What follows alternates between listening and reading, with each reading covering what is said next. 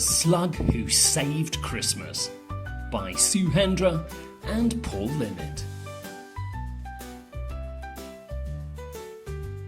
Norman was very excited.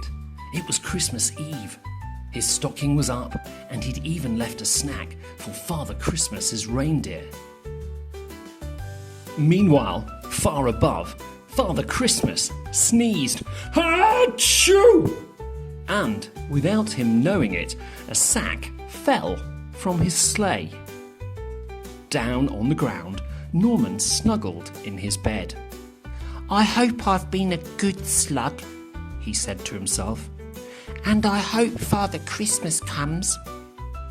"Yes, I've been a good slug," thought Norman. And he was just closing his eyes when... thwack! "Gosh," thought Norman. "I didn't know I'd been that good. Thanks, Father Christmas." Norman dived straight in. There was wrapping paper everywhere. But then he spotted something. "What's this label?" said Norman.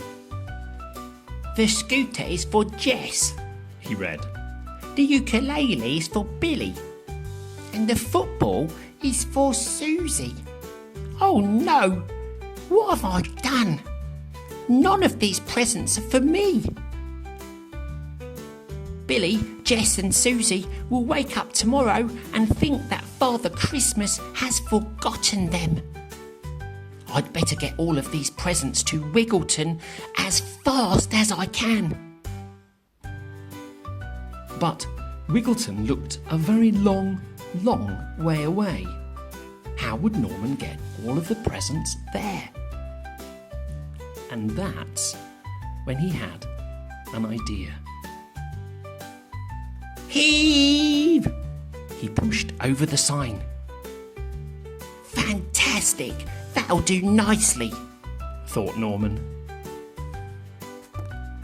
Then he set to work gathering all of the other things he needed. He was very busy. Ta-da! Now it's time to rewrap the presents. But how? Norman didn't have any sticky tape, but luckily, if there's one thing slugs don't need, it's sticky tape. With a slither and a slother, the presents were ready. Phew! Now it was time to put his plan into action. "Hey, Snails," he called. "I need your help. We need to deliver the Shelby family's presents, or their Christmas will be ruined." "But Norman," said the puzzled Snails, "how will we do that?" "Like this," said Norman. "Giddy up!" Whee! Crash!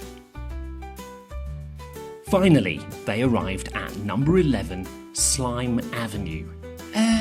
Norman," said a snail. "how will you get to the chimney?" "I won't," Norman replied. "I'm going to use the cat flap."